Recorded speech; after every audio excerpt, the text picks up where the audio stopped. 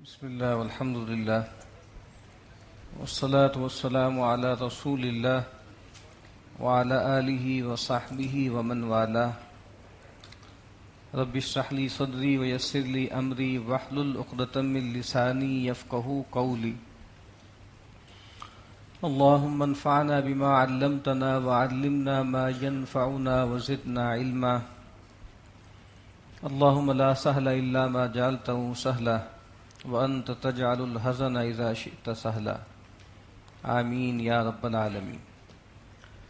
سورہ روم کا ہم مطالعہ کر رہے تھے، اس کے 3 رکوع ہم نے پڑھے تھے. جو دوسرا رکوع تھا اس میں انفس و آفاق میں اللہ تعالیٰ کی جو نشانیاں ہیں ان کے حوالے سے لوگوں کو متوجہ کیا گیا تھا. چوتھے رکوع کا آغاز بھی ایک مثال سے ہو رہا ہے جس کا تعلق مشرکین مکہ سے تھا. جو وہ شرک کرتے تھے ان کو ایک خاص حوالے سے توجہ دلائی جا رہی ہے. اعوذ باللہ من الشیطان الرجیم، بسم اللہ الرحمن الرحیم. ضرب لکم مثلا من انفسکم. اللہ نے بیان کی ہے تمہارے لیے ایک مثال تمہارے اپنے اندر سے.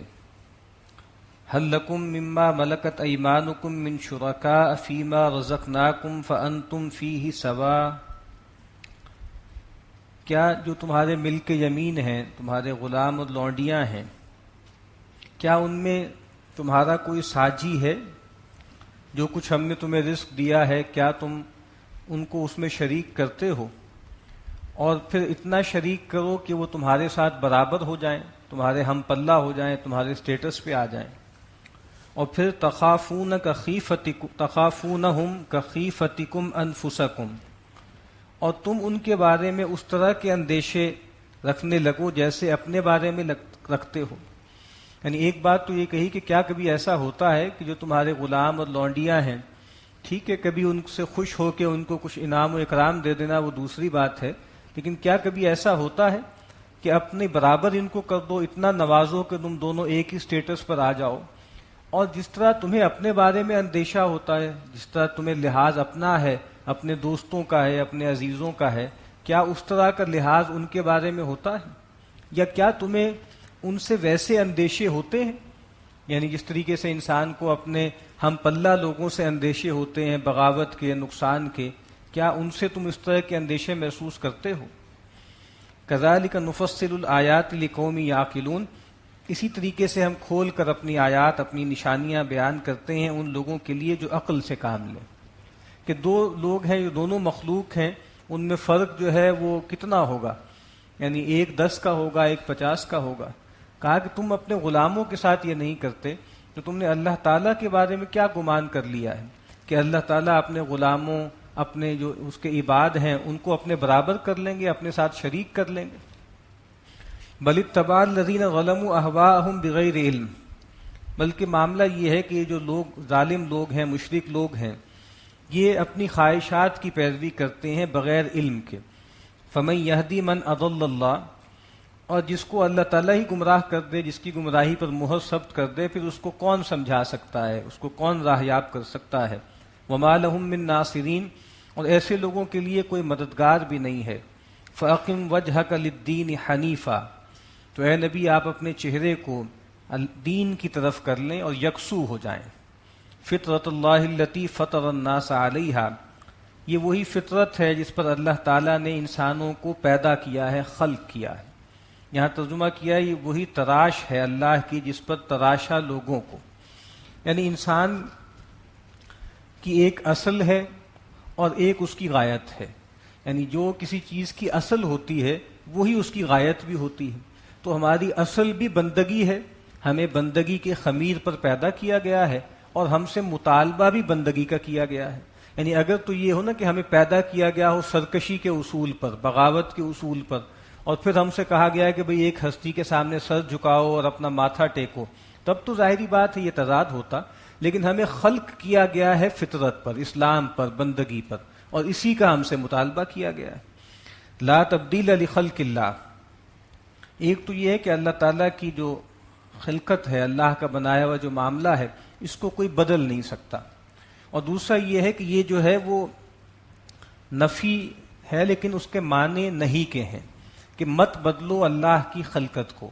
یہ جو اللہ کی فطرت ہے اس کے بارے میں دو رائے بیان کی جاتی ہیں. ایک تو یہ ہے کہ یہ استعداد کا نام ہے، اللہ نے ہر انسان کے اندر یہ استعداد رکھی ہے کہ وہ اللہ کو پہچان سکے، اللہ کے آگے گردن جھکا سکے.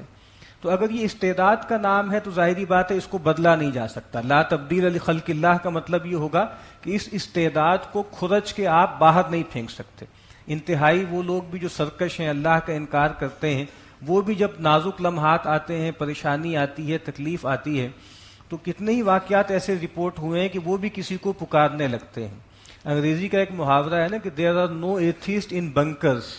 بنکرز میں کوئی ایتھیسٹ نہیں ہوتا. جب موت سامنے ہوتی ہے اور جنگ ہوتی ہے اس وقت ہر آدمی کسی نہ کسی کو پکارنے لگتا. اور دوسرا یہ ہے کہ اگر یہ مانا جائے کہ اس کا مطلب یہ ہے کہ فطرت پر ہی پیدا کیا گیا ہے، اس کا مطلب یہ ہے کہ اس کو بدلا جا سکتا ہے، انسان اس کو کرپٹ کر سکتا ہے، تو پھر کہا جا رہا ہے کہ لا تبدیل لخلق اللہ، دیکھو اس کو بدلنا نہ، اس کو جو ہے کرپٹ نہ کرنا. ذالک الدین القیم، یہی ہے سیدھا دین. ولیکن اکثر الناس لا یعلمون، لیکن لوگوں کی اکثریت سمجھتی نہیں، جانتی نہیں. منیبین الیہ، سب لوگ اسی کی طرف رجوع کرو. واتقوہ، اور اسی کا تقوی اختیار کرو. واقیموا الصلاۃ، اور نماز قائم کرو. ولا تکونوا من المشرکین، اور دیکھو مشرکوں میں سے مت ہو جانا. کون مشرک؟ من الذین فرقوا دینہم وکانوا شیعا، جنہوں نے اپنے دین کو پھاڑ دیا، اس کے حصے بکھرے کر دیے اور ہو گئے گروہ گروہ، فرقہ فرقہ ہو گئے. اللہ نے ایک دین دیا تھا، اس کو مختلف دینوں میں تقسیم کر دیا، یہ یہودیت ہے، یہ نصرانیت ہے، یہ مجوسیت ہے. اور اللہ نے ایک جو ہے ظاہری بات ہے ایک الہ کے آگے جھکنے کا حکم دیا تھا، اس کو کئی الہوں میں تقسیم کر دیا. کل حزب بما لدیہم فرحون، اور ہر گروہ جس کے پاس جو کچھ ہے وہ اسی پر فریفتہ ہے، اسی پہ شادہ و فرحاں. آج ہم نے بھی یہی کیا ہوا ہے کہ حصے بکھرے کر دیے ہیں اور ہر فرقے کے پاس جو دین کی تعلیم ہے اسی پہ نازاں ہے. نبی اکرم صلی اللہ علیہ وسلم نے فرمایا کہ بنی اسرائیل بھی بہت سے گروہوں میں تقسیم ہو گئی تھی، میری امت بھی 72-73 فرقوں میں تقسیم ہو جائے گی. ان میں سے ایک فرقہ ہوگا جس کو کہا کہ وہ فرقہ ناجیہ ہوگا، جو نجات پائے گا. تو آپ سے پوچھا گیا کہ وہ کیا ہے، وہ کون سا فرقہ ہے؟ تو آپ نے کوئی لیبل نہیں بتایا کہ جی اس کا یہ لیبل ہوگا، اس کا یہ نام ہوگا، اس کا یہ عنوان ہوگا. آپ نے ایک وصف بتایا. وصف کیا ہے؟ ما انا علیہ و اصحابی، یہ فرقہ وہ ہوگا جو اس طریق پر ہوگا جس پر میں ہوں اور میرے صحابہ ہیں. تو اس پر ضد نہیں کرنی چاہیے کہ جی فرقہ ناجیہ جو ہے وہ حنفی ہیں یا شافعی ہیں یا مالکی ہیں یا دیوبندی ہیں یا بریلوی ہیں یا اہل حدیث ہیں.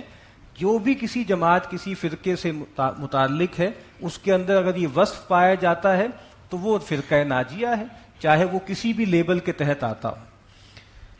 وَإِذَا مَسَّ النَّاسَ ضُرٌّ دَعَوْا رَبَّهُمْ مُنِيبِينَ إِلَيْهِ، اور جب ان لوگوں کا معاملہ یہ خاص کردار کا تذکرہ ہو رہا ہے مشرکین کا، کہ جب ان کو کوئی تکلیف پہنچتی ہے تو یہ اپنے رب کو پکارنے لگتے ہیں اسی کی طرف رجوع کرتے ہوئے. ثُمَّ إِذَا أَذَاقَهُم مِّنْهُ رَحْمَةً، اور جب ان کو اللہ کی طرف سے کسی رحمت کا مزہ چکھایا جاتا ہے، اذا فریق منہم بربہم یشرکون، تو ان میں سے ایک گروہ ایسا ہے جو اپنے رب کے ساتھ شریک کرنے لگتا ہے. یہ بہت دفعہ ہم یہ پڑھ چکے ہیں بات کہ جب مصیبت میں آتے ہیں، پریشانی میں آتے ہیں تو ایک اللہ کی طرف رجوع کرتے ہیں، تمام مشرکین کو، اپنے تمام بتوں کو چھوڑ دیتے ہیں، اور جیسے ہی اللہ تعالیٰ وہ تکلیف دور کرتا ہے، رحمت کا مزہ چکھاتا ہے، دوبارہ اللہ کے ساتھ شریک کرنے لگتے ہیں. لیکفروا بما آتیناہم، تاکہ جو کچھ ہم نے انہیں دیا ہے اس کی ناشکری کریں، اس کا انکار کریں. فتمتعوا، تو ٹھیک ہے یہ کھیل کھیلتے رہو اللہ کے ساتھ، کچھ دن مزے کر لو. فسوف تعلمون، ان قریب تم جان لو گے. ام انزلنا علیہم سلطانا فہو یتکلم بما کانوا بہ یشرکون، کیا ہم نے ان کے لیے کوئی سلطان، کوئی سند اتاری ہے کہ جس کی بنیاد پر وہ گفتگو کرتے ہیں اور جو اللہ کے ساتھ شریک ٹھہراتے ہیں اس کی بنیاد پر بیان کرتے ہیں. وَإِذَا أَذَقْنَا النَّاسَ رَحْمَةً فَرِحُوا بِهَا، اور لوگوں کا معاملہ یہ ہے کہ جب ہم ان کو اپنی رحمت کا مزہ چکھاتے ہیں تو پھولنے لگتے ہیں، اترانے لگتے ہیں. وَإِن تُصِبْهُمْ سَيِّئَةٌ بِمَا قَدَّمَتْ أَيْدِيهِمْ، اور جب ان کے اپنے کرتوتوں کی پاداش میں ان پر کوئی تکلیف آتی ہے، پریشانی آتی ہے، اذا ہم یقنطون، تو ایک دم مایوس ہو کر بیٹھ جاتے ہیں. یعنی یہ وہی دو انتہائیں ہیں کہ جب اللہ تعالیٰ نوازتا ہے تو اکڑنے لگتے ہیں، غلط فہمی کا شکار ہو جاتے ہیں، یعنی جب رحمت ملتی ہے تو شکر نہیں کرتے، تکبر کرتے ہیں، اور جب تکلیف آتی ہے، مصیبت آتی ہے تو صبر نہیں کرتے بلکہ بالکل ہی مایوس ہو کر بیٹھ جاتے ہیں۔ اولم یروا ان اللہ یبسط الرزق لمن یشاء ویقدر، کیا انہوں نے دیکھا نہیں کہ بے شک اللہ تعالیٰ جس کے لیے چاہتا ہے رزق کو کشادہ کرتا ہے اور جس کے لیے چاہتا ہے معاف کر دیتا ہے، تنگ کر دیتا ہے۔ ان فی ذلک لآیات لقوم یؤمنون، بے شک اس سب میں نشانیاں ہیں ان لوگوں کے لیے جو یقین رکھتے ہیں۔ فآت ذی القربى حقہ، تو پھر قرابت داروں کو ان کا حق دو، یعنی جو قرابت دار ہیں، غریب ہیں، مسکین ہیں، ان کو ان کا حق پہنچاؤ۔ والمسکین وابن السبیل، اور وہ لوگ کہ جو محتاج ہیں، جن کی ضرورتیں پوری نہیں ہو رہی، ان کو بھی ان کا حق پہنچاؤ۔ وابن السبیل، اور مسافر کو بھی، خاص طور پہ مسافر اس زمانے میں جو ہے ہو سکتا ہے ایک آدمی اپنی حالت اقامت میں بہت مالدار ہو، اچھا بھلا آدمی ہو، لیکن سفر میں کوئی بپتا اس پر پڑے جس کی وجہ سے وہ محتاج ہو جائے۔ اور ویسے بھی آپ کو معلوم ہے کہ اس زمانے میں یہ ایک بڑی مت تھی انفاق کی، کہ کوئی ہوٹلز یا کوئی سرائے تو ہوتی نہیں تھی، لوگ کوئی مسافر ہوتے تھے تو وہ لوگوں کے گھروں پہ ہی ٹھہرتے تھے، تو ان پر خرچ ہوتا تھا، ان لوگوں کو کھانا کھلانے پر، ان کے جو ہے وہ جانور کو دانا وانا ڈالنے پر خرچ ہوتا تھا۔ تو اور یہ قرآن مجید کہتا ہے یہ ان کا حق ہے، یہ تمہاری کوئی مہربانی نہیں ہے، کوئی دان نہیں تم کر رہے، یہ ان کا حق ہے، ان کو پہنچاؤ۔ ذالک خیر للذین یریدون وجہ اللہ، یہ بہت بہتر ہے ان لوگوں کے لیے جو اللہ تعالیٰ کی رضا چاہتے ہیں، یعنی یہ تو اللہ تعالیٰ کے مرید ہیں، آخرت کے طالب ہیں، ان کے لیے یہ رویہ بہت بہتر ہے۔ وَأُولَٰئِکَ هُمُ الْمُفْلِحُونَ، اور یہی لوگ ہیں فلاح پانے والے۔ وَمَا آتَيْتُم مِّن رِّبًا لِّيَرْبُوَ فِي أَمْوَالِ النَّاسِ فَلَا يَرْبُو عِندَ اللَّهِ، اور جو تم سود دیتے ہو، سود پہ مال دیتے ہو کہ وہ بڑھتا رہے لوگوں کے مال میں شامل ہو کر، فلا یربو عند اللہ، تو وہ اللہ کے ہاں نہیں بڑھتا۔ یعنی سود کیا ہے کہ آپ کسی کو مال دیں اور آپ چاہیں کہ وہ مال جو ہے وہ جو ہے انڈے بچے دیتا رہے اور آپ کو کچھ ایفرٹ کرنی نہ پڑے، اور بس اس کے ہاں وہ گرو کرتا رہے۔ اور ایک مطلب اس کا یہ بھی لیا گیا ہے کہ یہ جو تم لوگوں کو دیتے ہو، یعنی کوئی پیسہ دیتے ہو یا کوئی تحفہ دیتے ہو، یعنی خاص طور پہ کوئی کمتر آدمی، یعنی کوئی غریب کسی امیر کو کوئی تحفہ دے رہا ہے، کوئی جو ہے وہ خادم مخدوم کو دے رہا ہے، کوئی رعایا بادشاہ کو دے رہی ہے، اور اس میں اصل میں نیت یہ ہے کہ بھئی میں تو تھوڑا سا دوں گا اور پھر جو مخدوم ہے اور بادشاہ ہے اور مالک ہے وہ بہت بڑھا کے مجھے واپس کرے گا، تو یہ بھی اس کے یہ مراد بھی لی گئی ہے۔ عبداللہ ابن عباس نے کہا ہے کہ یہ بھی مراد ہے کہ طلب سے دینا، غرض سے دینا، تو ظاہر بات یہ انفاق تھوڑی ہے، یہ تو خود غرضی ہے، آپ کو معلوم ہے کہ بھئی میں جتنا دوں گا اس سے کہیں بڑھ کے مجھے ملے گا، تو کہا کہ یہ اللہ کے ہاں نہیں بڑھتا، یہ وہ انفاق نہیں ہے جو اللہ کے ہاں جو ہے انفاق فی سبیل اللہ کی مد میں لکھا جائے۔ وما آتیتم من زکات تریدون وجہ اللہ فاولئک هم المضعفون، اور جو تم زکوٰۃ دیتے ہو اللہ کی رضا جوئی کے لیے، فاولئک هم المضعفون، تو یہی وہ مال ہے جو اللہ کے ہاں بہت بڑھتا ہے، دگنا چوگنا ہو جاتا ہے۔ نبی اکرم صلی اللہ علیہ وسلم نے فرمایا کہ جب تم اپنے پاک مال میں سے کوئی صدقہ دیتے ہو، اور فرمایا کہ اللہ پاک کے سوا کوئی مال قبول نہیں کرتا، تو اللہ تعالیٰ اس کو اپنے داہنے ہاتھ میں لیتے ہیں اور اس کو گرو کرتے ہیں، جیسے تم جو ہے گھوڑے کے یا بکری کے بچے کو پرورش کرتے ہو نا، اس کو پروان چڑھاتے ہو، تو اللہ تعالیٰ تمہارے تھوڑے سے صدقے کو بڑھاتے ہیں، اتنا بڑھاتے ہیں کہ اس کو پہاڑ کے برابر کر دیتے ہیں۔ تو کہا کہ اللہ تعالیٰ اتنی قدردانی فرماتے ہیں۔ اللہ الذی خلقکم ثم رزقکم ثم یمیتکم ثم یحییکم، اللہ ہی ہے جس نے تمہیں پیدا کیا، پھر وہی ہے جو تمہیں رزق دیتا ہے، پھر وہی ہے جو تمہیں مارے گا، اور پھر وہی ہے جو تمہیں جلائے گا۔ حل من شرکائکم من یفعل من ذلکم من شیء، کیا تمہاری شرکاء میں سے کوئی بھی ان میں سے کوئی کام کرتا ہے؟ کسی نے پیدا کیا ہے، کسی نے رزق دیا ہے، اور ہم پیچھے مکالمے پڑھ چکے ہیں، جب ان سے پوچھا جاتا تھا کس نے پیدا کیا، کہتے تھے اللہ، ان سے پوچھا گیا آسمان سے پانی کون برساتا ہے، وہ کہتے تھے اللہ۔ سبحانہ و تعالی عما یشرکون، پاک ہے اللہ اور بہت بلند ہے اس سے جو تم اس کے ساتھ شریک کرتے ہو۔ ظہر الفساد فی البر والبحر بما کسبت ایدی الناس لیذیقہم بعض الذی عملوا لعلہم یرجعون، کہ بحر و بر میں خشکی اور تری میں فساد برپا ہو گیا ہے بسبب ان کے جو لوگوں نے اپنے ہاتھوں کی کمائی کی ہے، تاکہ اللہ تعالیٰ ان کو مزہ چکھائے ان کے بعض اعمال کی سزا کا، لعلہم یرجعون، شاید کہ وہ لوٹ آئیں۔ یعنی فساد برپا ہو گیا ہے، کرپشن پیدا ہو گئی ہے، اور ظاہری بات جب اللہ کے دین پر نہیں چلا جائے گا توحید کو نہیں مانا جائے گا، ناشکری کا رویہ اختیار کیا جائے گا، تو فساد برپا ہوگا۔ اور کہا کہ یہ تو اللہ تعالیٰ بعض اعمال کی سزا دیتا ہے، ورنہ قرآن مجید ہم نے پہلے پڑھا ہے کہ اگر اللہ تعالیٰ انسانوں کو ان کے اعمال کی پوری پوری پاداش اس دنیا ہی میں دینے لگے تو زمین پر کوئی جاندار پھرتا نظر نہ آئے۔ تو کہا کہ کچھ اللہ تعالیٰ جو ہے وہ بعض اوقات پکڑ کر لیتے ہیں، اور کیوں پکڑتے ہیں؟ وہ بھی بلیسنگ ہے تاکہ یہ لوٹ آئیں، رجوع کر لیں۔ قل سیروا فی الارض فانظروا کیف کان عاقبۃ الذین من قبل، اے نبی ان سے کہیے زمین پہ چلو پھرو اور دیکھو کیسا انجام ہوا ان لوگوں کا جو پہلے تھے۔ کان اکثرهم مشرکین، ان میں سے اکثریت مشرکوں کی تھی، یعنی جن لوگوں کو اللہ نے برباد کیا، تباہ کیا، ان کا سب سے بڑا جرم کیا تھا؟ اللہ کے ساتھ شریک کرنا۔ فاقم وجهك للدين القيم من قبل ان ياتي يوم لا مرد له من الله يومئذ يصدعون، تو آپ اپنا چہرہ سیدھا رکھیے دین کی طرف، اللہ کی طرف، اور وہ دین کے جو سیدھا ہے، اس سے پہلے کہ وہ دن آ جائے کہ جس کو کوئی نہیں پھرا سکتا۔ اللہ کی طرف سے ایک ایسا دن آ جائے جس کو ٹالنے والا کوئی نہیں ہے، اور اس دن لوگ جدا جدا ہو جائیں گے۔ آج تو یہاں پر ان کے جتھے ہیں، ان کی جماعتیں ہیں، ان کے قبیلے ہیں، اور آج تو یہ خیال کرتے ہیں کہ یہ فلاں دیوی ہے، یہ فلاں دیوتا ہے، یہ ہمیں بچا لے جائے گا، لیکن کہا کہ اس دن ان میں جدائی پیدا کر دی جائے گی۔ من کفر فعلیہ کفرہ، تو جس نے بھی انکار کیا تو اس کی پاداش، اس کا وبال جو ہے اس کے کفر کا اسی پر پڑے گا۔ ومن عمل صالحا فلانفسہم یمہدون، اور جو کوئی بھی نیک عمل کرتا ہے تو وہ اپنے لیے ہی اپنا معاملہ سنوارتا ہے، اپنے لیے ہی راہ ہموار کرتا ہے، اپنے لیے جنت جو ہے اس کی راہ جو ہے وہ کھولتا ہے۔ لیجزی الذین آمنوا وعملوا الصالحات من فضلی، تاکہ اللہ تعالیٰ بدلہ دے ان لوگوں کو جو ایمان لائے اور جنہوں نے نیک اعمال کیے خاص اپنے فضل سے۔ انہ لا یحب الکافرین، بے شک اللہ تعالیٰ کافروں کو پسند نہیں کرتا۔ یعنی اس دنیا میں اگر کافر دندناتے پھر رہے ہیں اور مشرکین جو ہیں وہ پیغمبر پر لگتا ہے کہ جیسے غالب آ رہے ہیں، اس کا مطلب یہ نہیں ہے کہ اللہ ان سے محبت کرتا ہے، یہ تو آزمائش ہے۔ اور قرآن مجید جہاں پر بھی کہتا ہے نا، اور یہ ہمارے عقیدے میں شامل ہے کہ اللہ تعالیٰ جس کو بھی جہنم میں ڈالیں گے تو اپنے عدل کی بنیاد پہ ڈالیں گے، اور جو بھی جنت میں جانے کا مستحق ہوگا وہ اپنے فضل کی بنیاد پہ، اللہ کی فضل کی بنیاد پہ اور رحمت کی بنیاد پہ ہوگا، ہمارے عمل کی بنیاد پر نہیں ہوگا۔ وَمِنْ آيَاتِهِ أَن يُرْسِلَ الرِّيَاحَ مُبَشِّرَاتٍ وَلِيُذِيقَكُم مِّن رَّحْمَتِهِ وَلِتَجْرِيَ الْفُلْكَ بِأَمْرِهِ وَلِتَبْتَغُوا مِن فَضْلِهِ وَلَعَلَّكُمْ تَشْكُرُونَ، اور یہ بھی اس کی نشانیوں میں سے ہے کہ وہ چلاتا ہے ہوائیں بشارت دینے والی، اور تاکہ وہ تمہیں چکھائے اپنی رحمت کا مزہ۔ ہوائیں چلاتا ہے، پھر اس کے بعد بادل آتے ہیں، بارش برستی ہے، اور انہی ہواؤں کے ذریعے جو ہے وہ اللہ تعالیٰ تمہیں لے کے چلتا ہے سمندروں میں، دریاؤں میں، کشتی میں تم چلتے ہو، کشتیاں بھی اللہ کے حکم سے چلتی ہیں، اور تاکہ تم اس کا فضل تلاش کرو، سمندر میں جاؤ، دریا میں جاؤ اور روزی تلاش کرو، اور اس سب کا مقصود کیا ہے؟ تاکہ تم شکر گزار بنو، یعنی یہ ساری نعمتیں پا کر اب ناشکری نہ کرو، کفر نہ کرو۔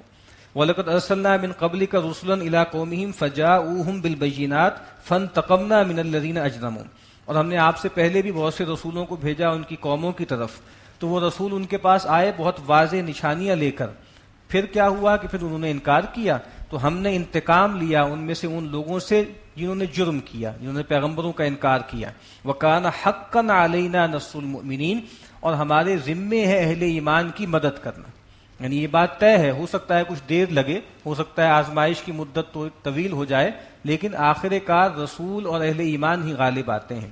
اللہ الذی یرسل الریاح فتصیر سحابا، اللہ ہی ہے جو چلاتا ہے ہوائیں، پھر وہ ہوائیں اٹھا کر لاتی ہیں بادل، فیبسطہ فی السماء، پھر وہ ان کو پھیلا دیتی ہیں آسمان میں، کیف یشاء، اس طرح اللہ چاہتا ہے، ویجعلہ کسفا فتری الودق یخرج من خلالہ، اور اللہ تعالیٰ ان بادلوں کو تہ بتہ رکھتا ہے، اور پھر تم دیکھتے ہو کہ ان کے بیچ میں سے اللہ تعالیٰ میਂہ برساتا ہے، فَإِذَا أَصَابَ بِهِ مَن يَشَاءُ مِنْ عِبَادِهِ إِذَا هُمْ يَسْتَبْشِرُونَ، اور جب اللہ تعالیٰ اس پانی کو پہنچاتا ہے اپنے بندوں میں سے جس کو چاہتا ہے تو تم دیکھتے ہو کہ وہ خوش ہو جاتے ہیں، وہ خوشیاں منانے لگتے ہیں۔ وَإِن كَانُوا مِن قَبْلِ أَن يُنَزَّلَ عَلَيْهِم مِّن قَبْلِهِ لَمُبْلِسِينَ، اور اس سے پہلے کہ جب ہم نے ان پر یہ بارش نازل کی تھی، اس سے پہلے وہ نا امید ہو کر بیٹھے ہوئے تھے، بالکل نا امید تھے، لگتا تھا کہ زمین بالکل خشک ہے تو ہم آسمان سے پانی برساتے ہیں اور زمین جو ہے وہ بھی زندہ ہو جاتی ہے۔ فانظر الی آثار رحمت اللہ کیف یحیی الارض بعد موتها، تو ذرا دیکھو اللہ تعالیٰ کی رحمت کی نشانیوں کو، کیسے اللہ تعالیٰ زمین کو اس کی موت کے بعد زندہ کرتا ہے۔ ان ذالک لمحیی الموتى، اسی طریقے سے اللہ تعالیٰ مردوں کو بھی زندہ کرے گا، وَهُوَ عَلَى كُلِّ شَيْءٍ قدیر، اور بے شک وہ ہر چیز پر قادر ہے۔ یعنی یہ بار بار قرآن مجید میں آ رہا ہے کہ دیکھو زمین مردہ پڑی ہوتی ہے، اللہ بادلوں کو لے کر آتے ہیں اور اس میں سے بارش برساتے ہیں، اور پھر وہ زمین زندہ ہو جاتی ہے اپنی موت کے بعد۔ تو کذالک تخرجون، تمہیں بھی تمہاری بھی جو ہے اجزاء ہیں جسم کے، وہ سارے کے سارے اسی جو ہے وہ زمین کے اندر ہیں، اللہ تعالیٰ جب چاہیں گے تمہیں زمین کے اندر سے نکال لیں گے۔ اور دوسرا اس میں یہ بھی ہے کہ دیکھو یہ خاص طور پہ بنی اسماعیل جو تھے یہ بالکل ایک مردہ لوگ تھے، ان معنوں میں کہ شرک اور کفر ہر طرح کی بدعتوں میں ملوث تھے، تو تم مردہ پڑے ہوئے ہو۔ اللہ تعالیٰ نے اپنی رحمت کی ہوائیں چلائیں، اللہ نے می برسایا، پیغمبر کو بھیجا، اس قرآن کی آیتیں جو ہے وہ تمہارے اوپر اتاری گئیں، تو اب تم بھی زندہ ہو جاؤ، اور اللہ تعالیٰ کے لیے کوئی بعید نہیں ہے کہ پھر تمہیں بھی زندہ کر دے، تمہیں بھی کھڑا کر دے۔ وہ جو شعر نہیں، خود نہ تھے جو راہ پر اوروں کے ہادی بن گئے، کیا نظر تھی جس نے مردوں کو مسیحا کر دیا۔ تو وہ لوگ کہ جو مردہ تھے وہ پوری دنیا کے قائد بن گئے، پوری دنیا کے مسیحا بن گئے، تو تم بھی مایوس نہ ہو، یہ اب بارش برس رہی ہے وحی کی، اور کہا کہ اپنے آپ کو زندہ کر لو اور جو ہے کھڑے ہو جاؤ۔ وَلَئِنْ أَرْسَلْنَا رِيحًا فَرَأَوْهُ مُصْفَرًّا لَظَلُّوا مِنْ بَعْدِهِ يَكْفُرُونَ، اور اگر ہم ان پر بھیجیں ایک ہوا اور وہ تیز ہوا ہو، جھکڑ ہو، اور تم دیکھو اس کو کہ ان کی جو کھیتی ہے وہ بالکل زرد پڑ گئی ہے، لَظَلُّوا مِنْ بَعْدِهِ يَكْفُرُونَ، تو وہ ہو جائیں گے اس کے بعد ناشکری کرنے والے۔ فَإِنَّكَ لَا تُسْمِعُ الْمَوْتَى، تو اے نبی بے شک آپ ان مردوں کو نہیں سنا سکتے، وَلَا تُسْمِعُ الصُّمَّ الدُّعَاءَ إِذَا وَلَّوْا مُدْبِرِينَ، اور نہ آپ ان بہروں کو سنوا سکتے ہیں جبکہ وہ پیٹھ پھیر کے بھاگ رہے ہیں۔ یعنی یہ لوگ مردہ ہو چکے ہیں، جنہوں نے ظاہری بات ہے اللہ کی یاد سے غافل ہیں، آخرت سے بالکل ہی جو ہے لا تعلق ہے، تو مردہ ہو چکے ہیں، اور یہ اپنی صلاحیت جو ہے وہ سماعت کی اس کو ضائع کر چکے ہیں۔ وَمَا أَنْتَ بِهَادِ الْعُمْيِ عَنْ ضَلَالَتِهِمْ، اور آپ یہ جو بالکل اندھے ہوئے ہیں ان کو نہیں راہ دکھا سکتے، ان کی گمراہی سے ہٹا کے ان کو راہ پر نہیں لا سکتے۔ ان تسمعوا الا من یؤمن بآیاتنا فهم مسلمون، آپ تو اسی کو سنائیں گے جو ہماری آیات پر ایمان رکھتے ہیں اور وہ فرما برداری کی روش اختیار کرتے ہیں۔ یعنی قرآن مجید بار بار یہ بات بتاتا ہے کہ ٹھیک ہے پیغمبر اور قرآن مجید اس کی تاثیر غیر معمولی ہے، لیکن جو ریسیپینٹ ہیں، جو مخاطبین ہیں، ان کے اندر بھی تو صلاحیت ہونی چاہیے۔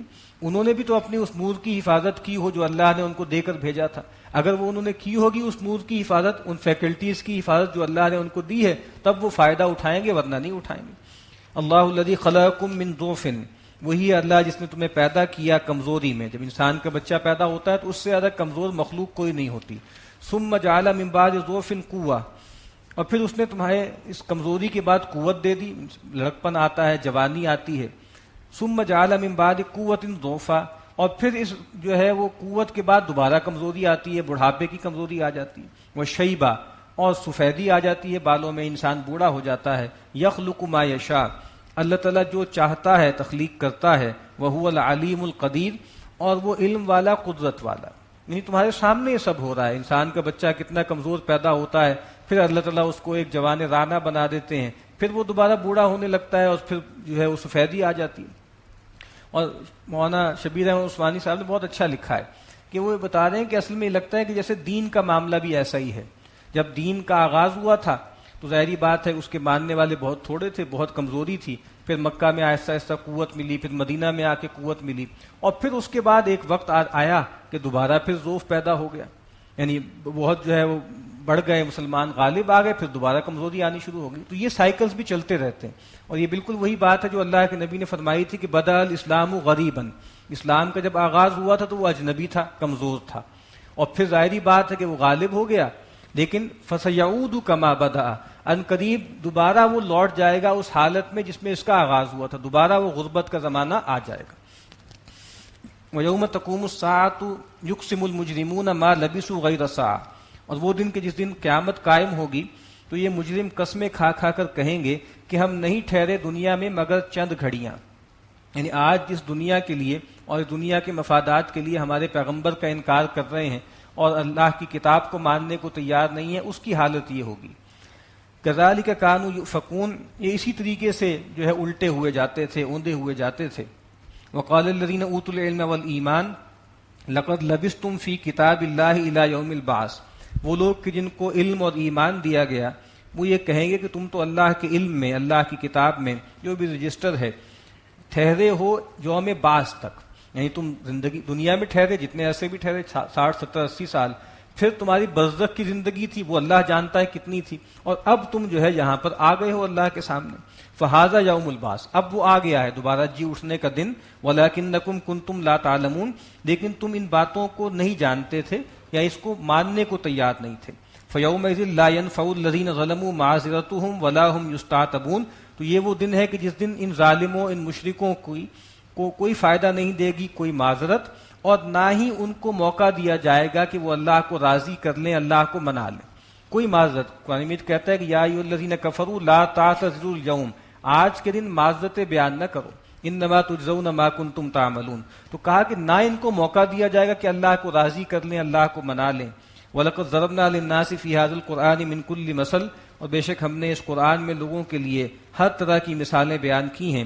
وَلَئِنْ جِئْتَهُمْ بِآيَةٍ لَيَقُولَنَّ الَّذِينَ كَفَرُوا إِنْ أَنْتُمْ إِلَّا مُبْطِلُونَ، اور اگر آپ ان کے پاس کوئی واضح نشانی لے بھی آئیں ان کی فرمائش پر، جو یہ کہتے ہیں کہ کوئی حصی معجزہ دکھایا جائے، تو ضرور بے ضرور یہ کافر لوگ کہیں گے کہ تم نہیں ہو مگر باطل پرست، یہ جھوٹ ہے، یہ جادو ہے، اور یہ کوئی میسمرزم ہے، اور یہ ہماری نظر بندی کر دی گئی ہے.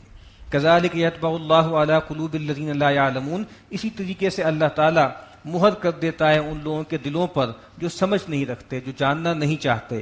فاصبر، اے نبی آپ ثابت قدم رہیے. ان وعد اللہ حق، بے شک اللہ کا وعدہ سچا ہے. ولا یستخفنک الذین لا یوقنون، اور یہ لوگ کہ جو یقین نہیں رکھتے یہ آپ کو اکھاڑ نہ پائیں، یہ آپ کے پائے ثبات میں لغزش نہ پیدا کر دیں. یہ طرح طرح سے آپ کو ٹیمپٹ کر رہے ہیں، طرح طرح سے منصوبے بنا رہے ہیں، کہہ رہے ہیں کمپرومائز کر لیں. کہا کہ نہیں، آپ ثابت قدمی سے اسی حق پر ڈٹے رہیں.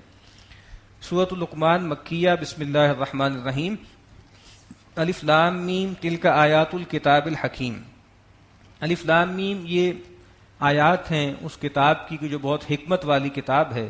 ہدی و رحمۃ للمحسنین، اور یہ کتاب کیا ہے؟ یہ ہدایت ہے، دنیا میں لوگوں کی رہنمائی کرتی ہے، اور رحمت ہے آخرت میں لوگوں کے لیے جو ہے بہت رحمت کا باعث بنے گی. للمحسنین، لیکن کس کے لیے رحمت ہے، کس کے لیے ہدایت ہے؟ جو خوب کار ہیں، جو بھلائی کی روش اختیار کرنے والے ہیں. یہ کون لوگ ہیں؟ الذین یقیمون الصلاۃ ویؤتون الزکاۃ وہم بالآخرۃ ہم یوقنون، یہ وہ لوگ ہیں جو نماز قائم کرتے ہیں اور زکوٰۃ ادا کرتے ہیں اور آخرت پر تو ان کا یقین ہے. یہ بالکل وہی اسلوب ہے جو سورہ بقرہ کے شروع میں ہے. اولئک علی ھدی من ربہم واولئک ھم المفلحون، یہی لوگ ہیں جو اپنے رب کی طرف سے ہدایت پر ہیں اور یہی لوگ ہیں جو فلاح پانے والے ہیں. ومن الناس من یشتری لہو الحدیث لیضل عن سبیل اللہ بغیر علم، اور لوگوں میں سے وہ بھی ہے کہ جو خریدار ہے کھیل کی باتوں کا، لہو کا، تاکہ وہ بچلائے لوگوں کو گمراہ کرے اللہ کی راہ سے بغیر علم کے. وَيَتَّخِذَهَا ہزوا، اور اس نے بنا لیا ہے اللہ کی بات کو کھیل تماشا، ہنسی. اولئک لہم عذاب مہین، یہ وہ لوگ ہیں جن کے لیے رسوا کن عذاب. تو جب نبی اکرم صلی اللہ علیہ وسلم نے قرآن مجید پیش کرنا شروع کیا اور لوگوں نے دیکھا کہ یہ تو بہت مؤثر ہو رہا ہے، تو پہلے تو طرح طرح سے چٹکیوں میں اڑانے کی کوشش کی، ہوٹ کرنے کی کوشش کی. لا تسمعوا لهذا القرآن والغوا فیہ، کچھ لوگوں نے یہ بھی پلان کیا کہ بھی ایسا کرتے ہیں کہ کچھ قصہ گوؤں کو منگواتے ہیں، کچھ گانے والیاں منگواتے ہیں اور لوگوں کو اور کاموں میں لگاتے ہیں تاکہ پھر اس طرف متوجہ نہ ہو. تو کہا کہ لوگوں میں سے وہ بھی ہیں کہ یہ جو احسن الحدیث ہے، جو قرآن مجید ہے، اس کو تو چھوڑ دیتے ہیں اور فضول اور لہو و لعب اور ناچ گانے میں لگے رہتے ہیں. وَإِذَا تُتْلَىٰ عَلَيْهِ آيَاتُنَا وَلَّىٰ مُسْتَكْبِرًا كَأَن لَّمْ يَسْمَعْهَا كَأَنَّ فِي أُذُنَيْهِ وَقْرًا، اور جب ان پر پڑھ کے سنائی جاتی ہیں ہماری آیات تو یہ پیٹھ دکھاتے ہیں اور منہ پھیرتے ہیں تکبر کے ساتھ، گویا کہ انہوں نے وہ آیات سنی ہی نہیں، اور لگتا ایسا ہے کہ گویا ان کی کانوں میں بوجھ ہیں، ان کے کان بہرے ہیں. فَبَشِّرْهُ بِعَذَابٍ أَلِيمٍ، تو اے نبی ایسے لوگوں کو آپ دردناک عذاب کی بشارت دے دیں. ان الذین آمنوا وعملوا الصالحات لہم جنات النعیم، بے شک وہ لوگ کہ جو ایمان لائے اور انہوں نے نیک اعمال کیے ان کے لیے نعمتوں والے باغات ہیں. خالدین فیہا، ان میں ہمیشہ ہمیشہ رہیں گے. وعد اللہ حقا، اور یہ اللہ کا سچا وعدہ ہے. وہو العزیز الحکیم، اور وہ زبردست ہے، کمال حکمت والا ہے. خلق السماوات بغیر عامد ترونہا، اس نے پیدا کیا آسمانوں کو جن کو تم دیکھتے ہو کہ بغیر ستونوں کے ہیں. اتنی بڑی چھت ہے جو اللہ نے تم پہ تانی ہوئی ہے اور کوئی ستون نہیں ہے، بغیر ستونوں کے کھڑی ہے. وَأَلْقَىٰ فِي الْأَرْضِ رَوَاسِيَ أَن تَمِيدَ بِكُمْ، اور اس نے زمین میں گاڑ دیے ہیں، رکھ دیے ہیں پہاڑ، تاکہ کہیں یہ زمین تمہیں لے کے ڈول نہ جائے، یعنی زمین ڈول نہ جائے تو اس کے بیلنس کو برقرار رکھنے کے لیے میخوں کی طرح گاڑ دیے ہیں یہ پہاڑ. وبث فیہا من کل دابہ، اور اس نے زمین میں ہر طرح کے جانوروں کو پھیلا دیا ہے. وانزلنا من السماء ماء، اور ہم نے آسمان سے پانی اتارا. فانبتنا فیہا من کل زوج کریم، اور پھر اس پانی کے ذریعے ہم نے زمین میں ہر طرح کے میوے، ہر طرح کا سبزہ جو ہے وہ پیدا کیا.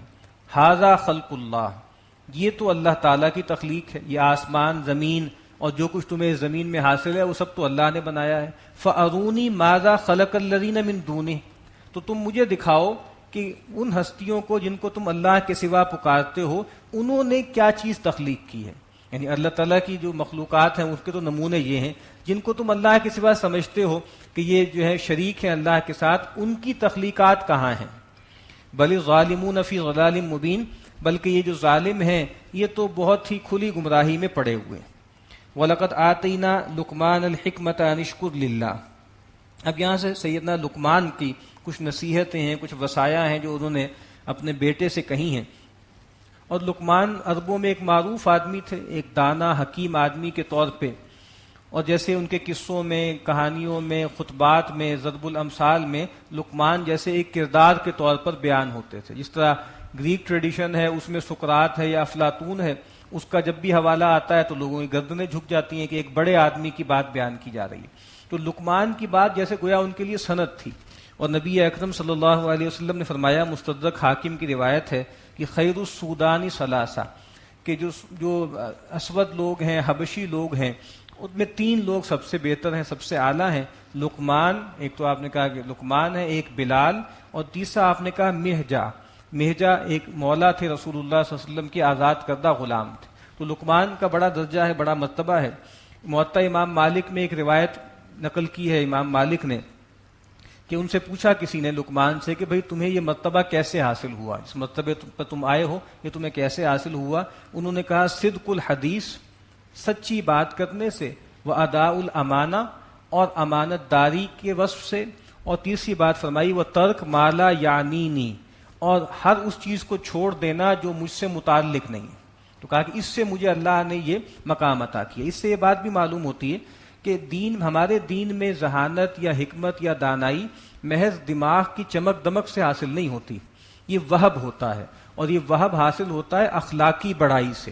تو ہمارے ہاں آپ دیکھ لیجئے جتنے بھی بڑے لوگ ہیں وہ کوئی تیز طراز چالاک لوگ نہیں تھے، وہ اللہ کے ساتھ بہت سچے تھے اور اخلاقی لحاظ سے بہت برتر تھے. تو صاف لگتا ہے کہ اللہ نے ان کو انعام کے طور پر وہ فضیلتیں عطا کی ہیں.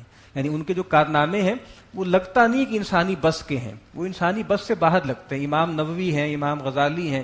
امام نووی کل 46-47 برس ان کی عمر، 45 برس ان کی عمر تھی، اور آپ ان کی علمی کارنامے دیکھ لیجیے. امام غزالی 55 برس کے تھے ٹوٹل، اور اس میں ان کے کتنے بڑے بڑے کارنامے ہیں. تو یہ محبت ہے، یہ اللہ کی عطا ہے، اور یہ اخلاقی بلندی سے حاصل ہوتی ہے، یہ محض دماغ کی چمک دمک سے حاصل نہیں ہوتی. تو وَلَقَدْ آتَيْنَا لُقْمَانَ الْحِكْمَةَ، ہم نے عطا کی لقمان کو حکمت، دانائی. ان اشکر للہ، ڈاکٹر صاحب حکمت کو بڑا اچھا بیان کیا کرتے تھے کہ انسان کے اندر جو عقل سلیم ہے، عقل اگر سلامت روی پر ہو اور فطرت صحیح سالم ہو، تو جب ان دونوں کا مزجر ہوتا ہے تو پھر اس سے حکمت اور دانائی ملتی ہے کہ عقل بھی ٹھکانے پر ہے اور فطرت جو ہے وہ بھی کرپٹ نہیں ہوئی. تو کہا کہ ہم نے لقمان کو حکمت عطا کی تھی، ان اشکر للہ. اور حکمت اور دانائی کا سب سے بڑا تقاضا کیا ہے کہ اللہ کا شکر ادا کرو. وَمَن يَشْكُرْ فَإِنَّمَا يَشْكُرُ لِنَفْسِهِ، اور جس کسی نے بھی شکر ادا کیا اس نے اپنے بھلے کے لیے شکر ادا کیا. وَمَن كَفَرَ، اور جس نے ناشکری کا رویہ اختیار کیا، فَإِنَّ اللَّهَ غَنِيٌّ حَمِيدٌ، تو بے شک اللہ تعالیٰ غنی ہے، بے نیاز ہے، حمید ہے، محمود ہے، ستودہ صفات ہے، اس کی تو حمد آپ سے آپ ہو رہی ہے. تو یہ جو شکر ہے یہ غیر معمولی چیز ہے. اللہ کے نبی نے فرمایا کہ الطاعم الشاکر کالصائم الصابر، وہ آدمی جو کھا رہا ہے، مزے کر رہا ہے اور اللہ کا شکر ادا کر رہا ہے، یہ گویا بالکل اس آدمی کی مانند ہے کہ جو روزے سے ہے اور صبر کرتا ہے. تو یعنی انسان، یعنی ہمارے لیے تو خیر ہی خیر ہے نا، اللہ تعالیٰ نعمتیں دے، انسان اس پر شکر ادا کرے تو یہ اس کے لیے بلیسنگ ہے، بہت بڑے مرتبے کا باعث ہے. وَإِذْ قَالَ لُقْمَانُ لِابْنِهِ وَهُوَ يَعِظُهُ يَا بُنَيَّ لَا تُشْرِكْ بِاللَّهِ، اور کہا لقمان نے اپنے بیٹے سے، اور وہ اس کو نصیحت کر رہے تھے، یا بنی لا تشرک باللہ، کہ اے بچے اللہ کے ساتھ کسی کو شریک نہ کرنا، ان الشرک لظلم عظیم، بے شک شرک ظلم عظیم ہے، سب سے بڑی بے انصافی ہے کہ ایک اللہ ہے جس نے اس کائنات کو پیدا کیا، انسان کو پیدا کیا، انسان کو جو کچھ حاصل ہے وہ اللہ ہی نے دیا، اور پھر انسان اتنا بڑا غدر مچائے کہ پھر اللہ کے سوا اور معبود گھڑ لے، یعنی کسی اور مخلوق نے کوئی نفع نہیں دیا، کوئی چیز پیدا نہیں کی، لیکن نمک حرامی کرے اور اللہ کے ساتھ اور مخلوق اور جو ہے وہ معبود گھڑ لے۔ تو کہا کہ شرک جو ہے وہ ظلم عظیم ہے، اور یہی سب سے بڑی وصیت ہے۔ آپ دیکھیے ہر نبی نے بھی اپنی اولاد کو جب نصیحت کی تو اسی سے آغاز کیا، وصیٰ بہا ابراہیم بنیہ و یعقوب، یعنی ابراہیم نے اور یعقوب نے بھی اپنے بچوں کو اسی کی تعلیم دی۔ ووصینا الانسان بوالدیہ، اور ہم نے انسان کو وصیت کی اس کے والدین کی بابت۔ اب یہاں بیچ میں استدراک ہے، یعنی اب یہاں سے لگتا ہے کہ یہ درمیان کا حصہ اللہ تعالیٰ کی طرف سے ہے، اور چونکہ ظاہری بات ہے لقمان کو یہ حیا بھی آتی ہے کسی آدمی کو کہتے ہوئے اپنے حقوق کے حوالے سے، تو کہ اللہ تعالیٰ بیان کر رہے ہیں۔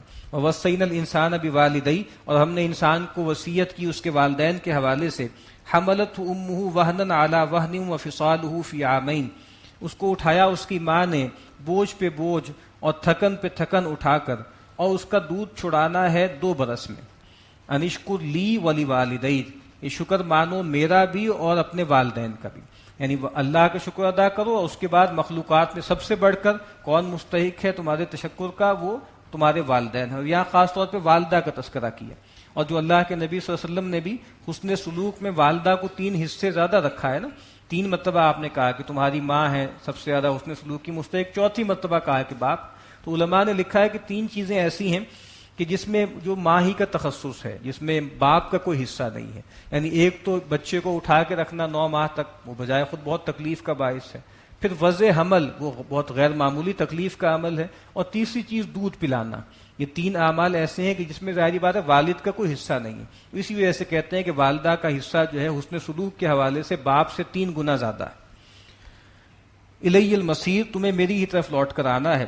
وَإِن جَاهَدَاكَ عَلَىٰ أَن تُشْرِكَ بِي مَا لَيْسَ لَكَ بِهِ عِلْمٌ فَلَا تُطِعْهُمَا، والدین کا بہت حق ہے، لیکن اگر وہ تم سے جد و جہد کریں، کشمکش کریں اس پر کہ تم میرے ساتھ کسی کو شریک ٹھہراؤ جس کے بارے میں تمہارے پاس کوئی علم نہیں ہے، فَلَا تُطِعْهُمَا، تو اس معاملے میں ان کی بات نہ ماننا۔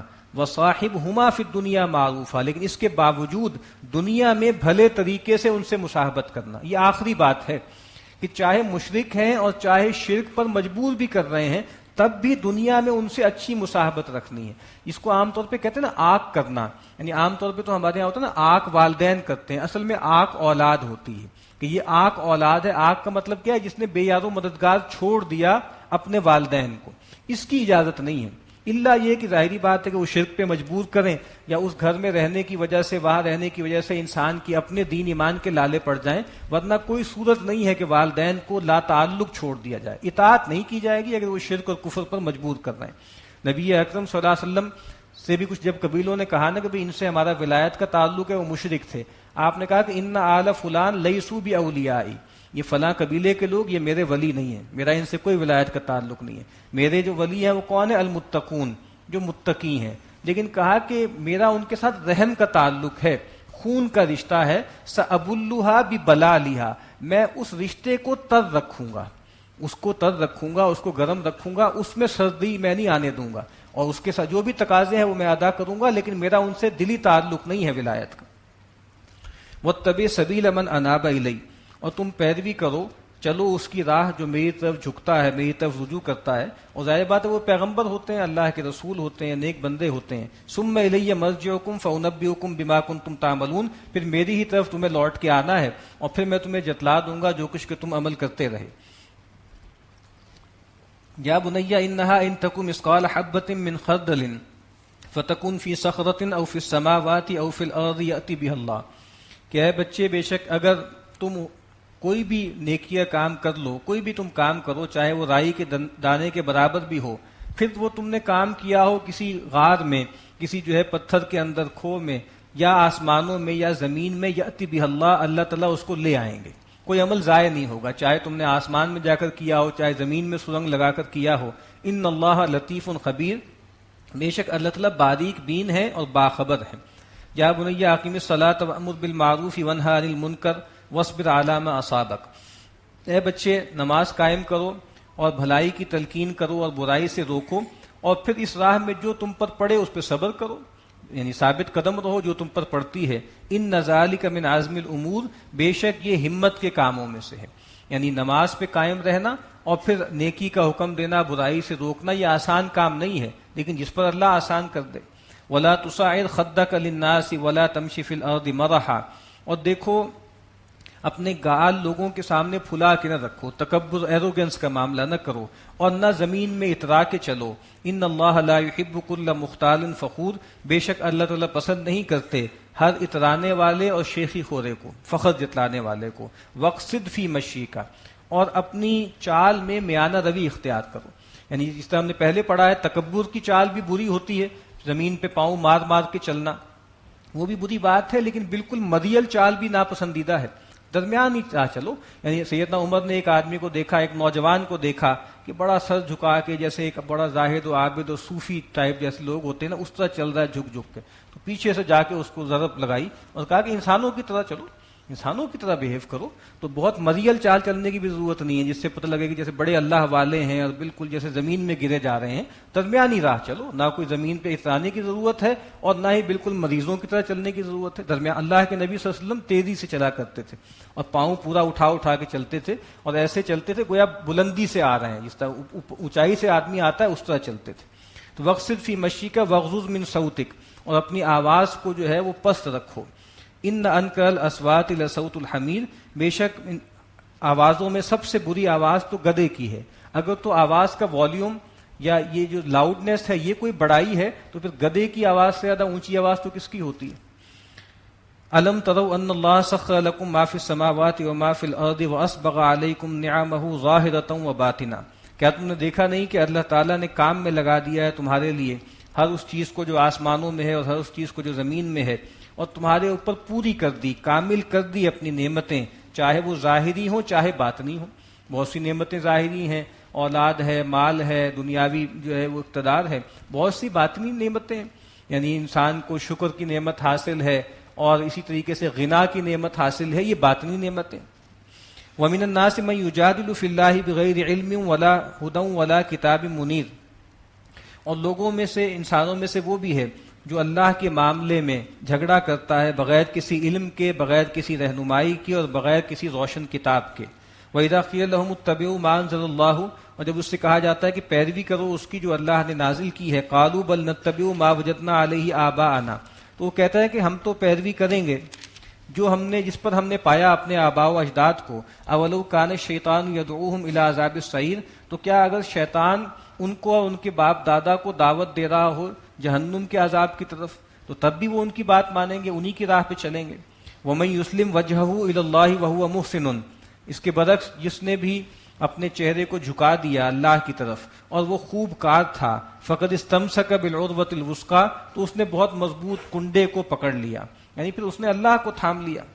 وَإِلَى اللَّهِ عَاقِبَةُ الْأُمُورِ، اور بے شک اللہ تعالیٰ ہی کی طرف سارے معاملات کا انجام ہونا ہے۔ یعنی انسان یہ سمجھتا ہے کہ میں روٹڈ ہوں بہت زیادہ اور اینکرڈ ہوں، جب میں اپنے پرکھوں کی روایت پہ چل رہا ہوں، اپنے بزرگوں کی روایت پہ چل رہا ہوں، تو میں مضبوط گراؤنڈ پہ کھڑا ہوں، اور اگر میں نے اپنی اس گراؤنڈ کو چھوڑا اور اپنے بزرگوں کی راہ کو چھوڑا تو میں تو بالکل جو ہے بے لنگر کے جہاز کی طرح ڈولتا پھروں گا۔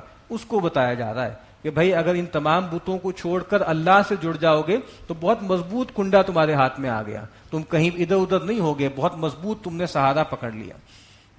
ومن کفر فلا يحزنک کفر، اور جس نے بھی کفر کیا، جو بھی کفر کرتا ہے تو اے نبی اس کا کفر آپ کو غمگین نہ کرے۔ یعنی اللہ کے نبی یہ سمجھتے تھے کہ مجھے داعی بنا کے، ہادی بنا کر بھیجا گیا ہے، تو پھر چاہیے کہ تمام لوگ ہدایت پر آ جائیں۔ تو اگر کوئی آدمی ناشکری کا رویہ اختیار کرتا تھا تو آپ کو بہت غم ہوتا تھا۔ الینا مرجعہم فننبئہم بما عملوا، ہماری طرف ان سب کو لوٹنا ہے اور پھر ہم ان کو بتا دیں گے جو کچھ یہ کرتے رہے۔ ان اللہ علیم بذات الصدور، بے شک اللہ تعالیٰ جانتا ہے جو کچھ کے سینوں میں ہے۔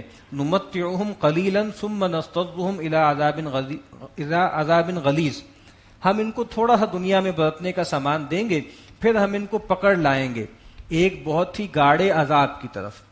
تھوڑے دن مزے کر لیں، تھوڑے دن عیش کر لیں، لیکن ایک وقت آئے گا کہ بہت گاڑے سخت عذاب کی طرف کھینچ کر لائے جائیں گے. وَلَئِن سَأَلْتَهُم مَّن خَلَقَ السَّمَاوَاتِ وَالْأَرْضَ لَيَقُولُنَّ اللَّهُ.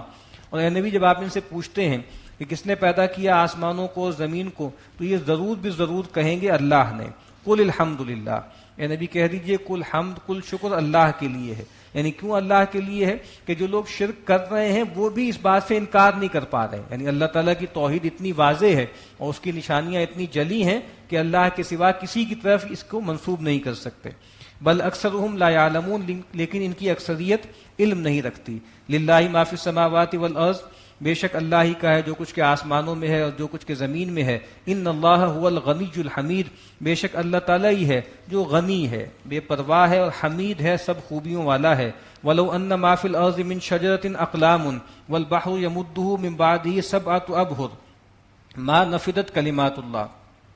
اگر زمین میں جتنے بھی درخت ہیں وہ گویا قلم بن جائیں اور جتنے سمندر ہوں گویا وہ سیاہی بن جائیں اور اس کے بعد 7 سمندر اور 7 مل جائیں اور ان قلموں اور ان سیاہیوں کے ذریعے اللہ کے کلمات لکھے جائیں، تو کہا کہ اللہ کے کلمات پورے نہیں ہوں گے.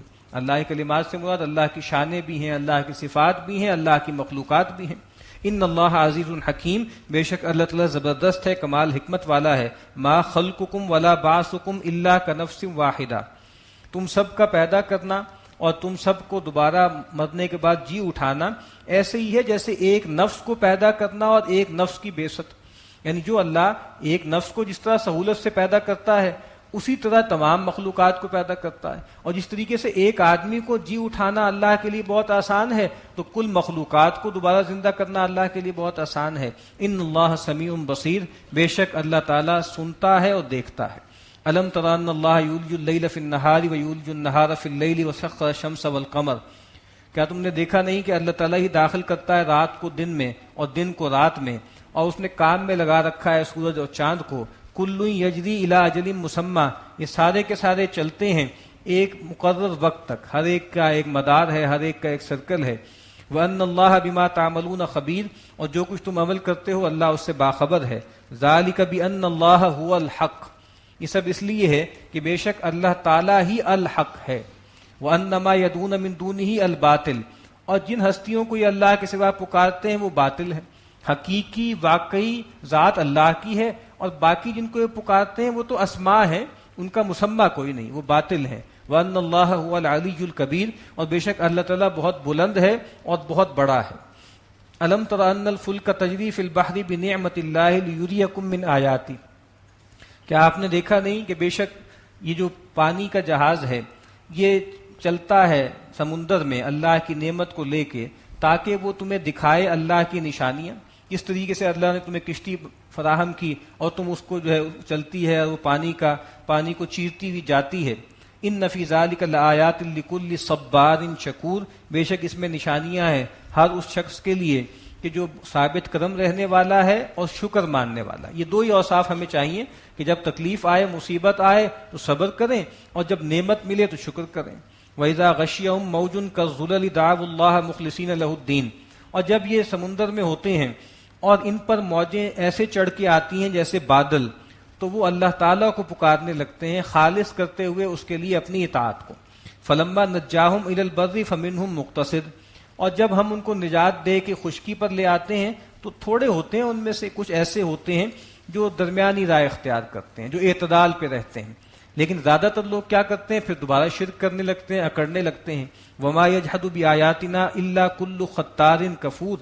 اور ہماری آیات کا انکار نہیں کرتے مگر وہی لوگ کہ جو جھوٹے ہیں اور نہ حق نہیں مانتے، نہ شکرے ہیں اور جو ہے خیانت کرتے ہیں. یا ایھا الناس اتقوا ربکم.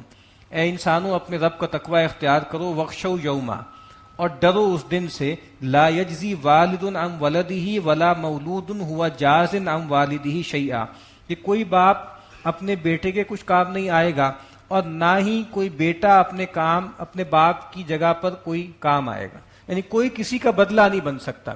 یعنی یہ نہیں ہو سکتا کہ بیٹا اگر پکڑا جا رہا ہے تو والد کہے کہ بھائی مجھے پکڑ لیں، اس کو چھوڑ دیں، یا باپ پکڑا جا رہا ہے تو بیٹا کہے کہ مجھے اس کی جگہ آپ قید خانے میں ڈال دیں. ایسا نہیں ہوگا. ہر ایک کو اپنا بوجھ خود اٹھانا ہے. لا تزر وازرۃ وزر اخری. کہا کہ ڈرو اس دن سے کہ جس دن نہ کوئی بیٹا جو ہے باپ کی جگہ لے سکتا ہے، نہ کوئی باپ بیٹے کی جگہ لے سکتا ہے۔ ان وعد اللہ حق، بے شک اللہ کا وعدہ سچا ہے۔ فلا تغرنکم الحیات الدنیا، تو تمہیں دھوکے میں نہ ڈالے دنیا کی زندگی۔ ولا یغرنکم باللہ الغرور، اور تمہیں دھوکے میں نہ ڈالے وہ بڑا دھوکے باز یعنی شیطان۔ یعنی دھوکہ ہے، ظاہری بات قرآن مجید نے کہا ہے نا کہ یہ دنیا کیا ہے، یہ متاع الغرور ہے، اور اگر انسان اللہ سے غافل ہو جائے، اور وہ جو دنیا جس کی مذمت کی جاتی ہے وہ اسی کو کہتے ہیں۔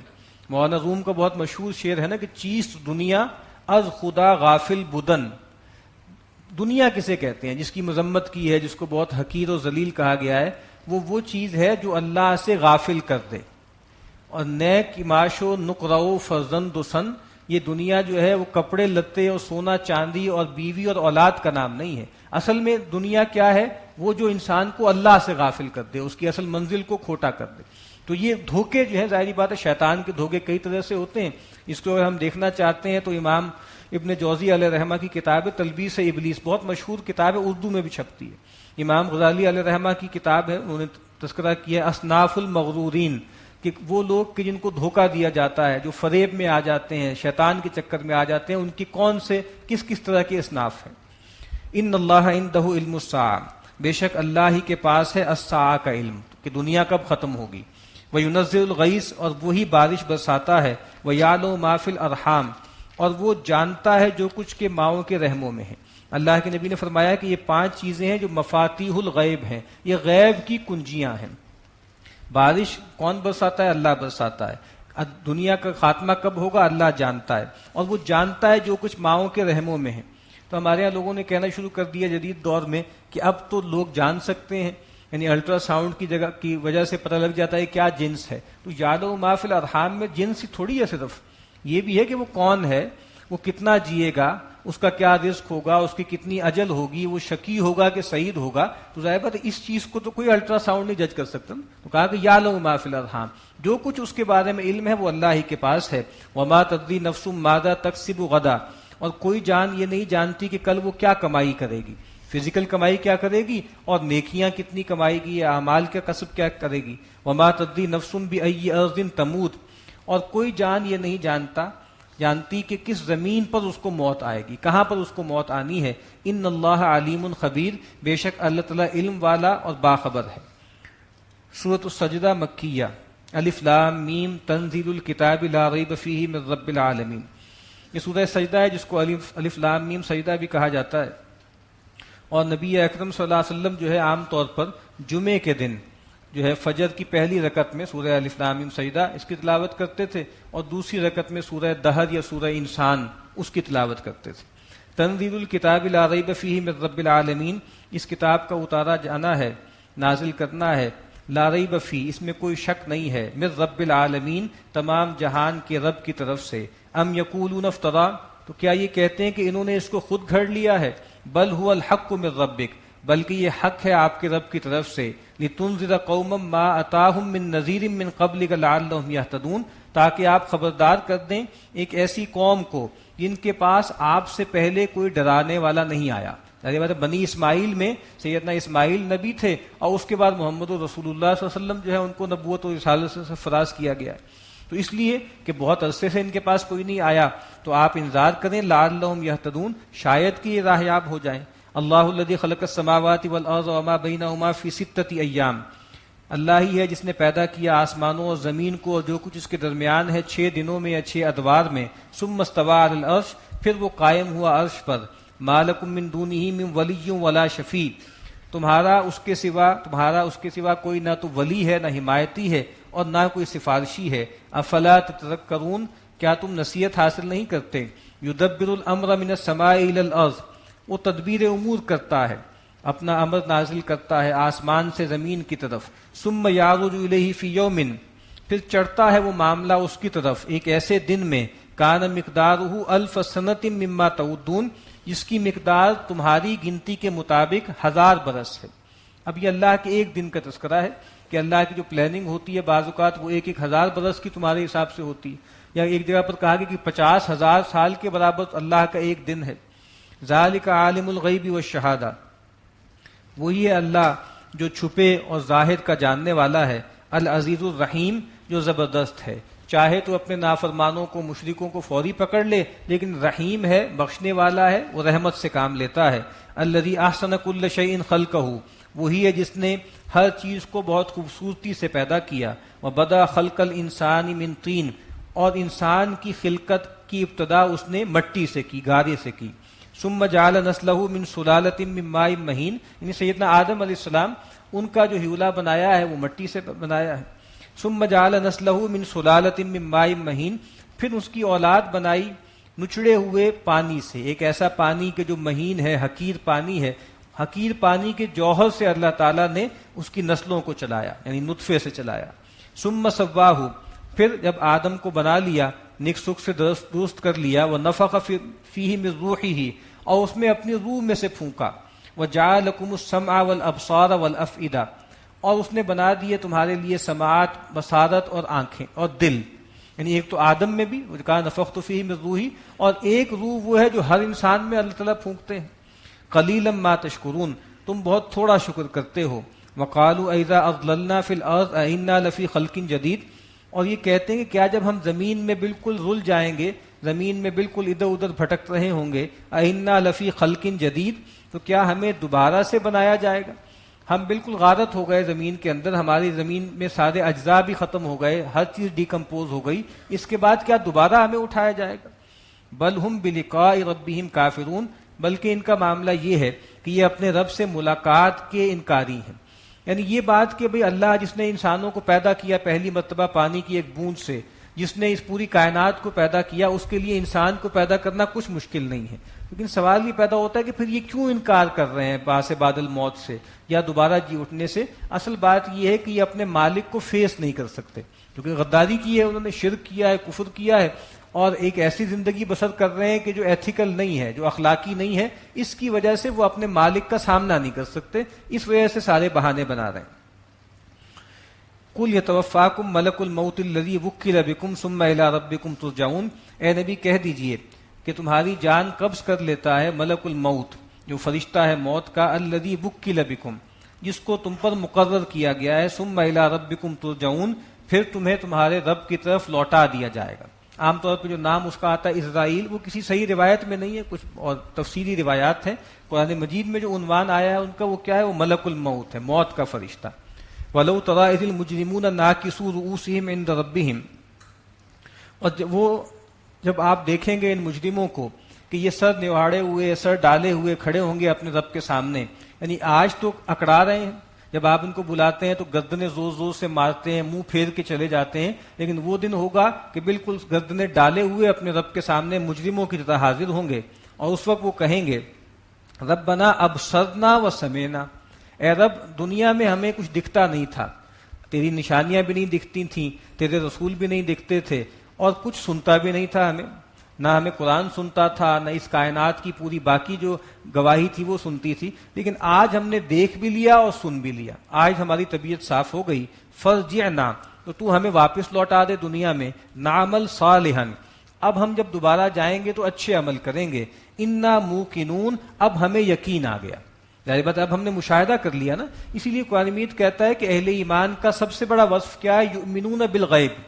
جو بن دیکھے مانتے ہیں، دیکھ کے تو سب مان لیں گے نا، تو یہاں پہ وہ مان لیں گے کہ ہم نے دیکھ بھی لیا، سن بھی لیا، یقین آ گیا، لیکن یہ کون لوگ ہوتے ہیں اہل ایمان؟ وبالآخرۃ ہم یوقنون، آخرت انہوں نے دیکھی نہیں ہے لیکن بس بن دیکھے اس پہ یقین رکھتے ہیں، تو وہی دیکھنا، وہی ماننا وہ فائدہ دے گا۔